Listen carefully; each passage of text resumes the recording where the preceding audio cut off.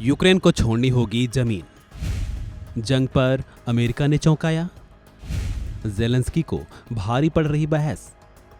यूक्रेनी राष्ट्रपति जेलेंस्की को अमेरिकी राष्ट्रपति के साथ भले ही मीटिंग खराब रही हो, लेकिन रूस यूक्रेन जंग युद्ध विराम को लेकर अमेरिका का काम लगातार जारी है।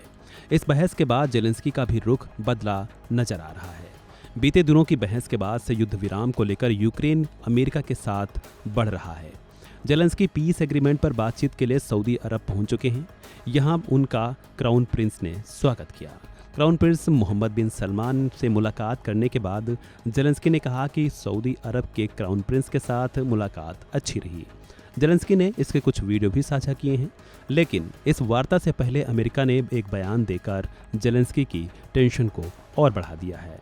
दरअसल अमेरिकी विदेश मंत्री मार्को रूबियो ने यूक्रेन से जंग के समाधान के लिए जमीन त्यागने को कह दिया है। रूबियो ने एक बयान में कहा, मुझे लगता है कि दोनों पक्षों को यह समझने की जरूरत है कि इस संघर्ष का कोई सैन्य समाधान नहीं है। रूस पूरे यूक्रेन पर कब्जा नहीं कर सकता है और यूक्रेन के लिए भी ये बेहद कठिन होगा कि वो रूस को 2014 से पहले की स्थिति में वापस धकेल सके। दरअसल रूबियो सऊदी अरब में यूक्रेनी अधिकारियों से बातचीत करेंगे। यूक्रेनी राष्ट्रपति भी सऊदी अरब पहुंचे हैं, लेकिन खबर है कि वह रूबियो से मीटिंग में शामिल नहीं होंगे। इस मीटिंग को लेकर कहा जा रहा है कि इसका मकसद 27 फरवरी को ट्रंप और जेलेंस्की के बीच हुई तीखी बहस की भरपाई करना है। एक प्रकार से उस पर मरहम पट्टी करना है। उस बहस के बाद अमेरिका और यूक्रेन के रिश्तों में आई खटास की खाई को इस मीटिंग से पाटना है। माना जा रहा है कि इसमें जंग की रूपरेखा के साथ ही यूक्रेन को मिलने वाली अमेरिकी सैन्य मदद और खुफिया जानकारियों पर भी चर्चा रह सकती है। दरअसल 27 फरवरी को ट्रंप और जेलेंस्की के बीच बहस के 3 दिन बाद ही अमेरिका ने यूक्रेन को सैन्य मदद पर ब्रेक मार दिया था, जिसके बाद यूक्रेन के लिए रूस को लेकर मुश्किल खड़ी हो गई है, क्योंकि अमेरिकी सैन्य मदद की देन ही थी कि यूक्रेन रूस को इतने लंबे समय तक टक्कर दे पाया है। इधर इन सब बातों के बीच दोनों के बीच एक दूसरे पर हमले भी लगातार जारी हैं।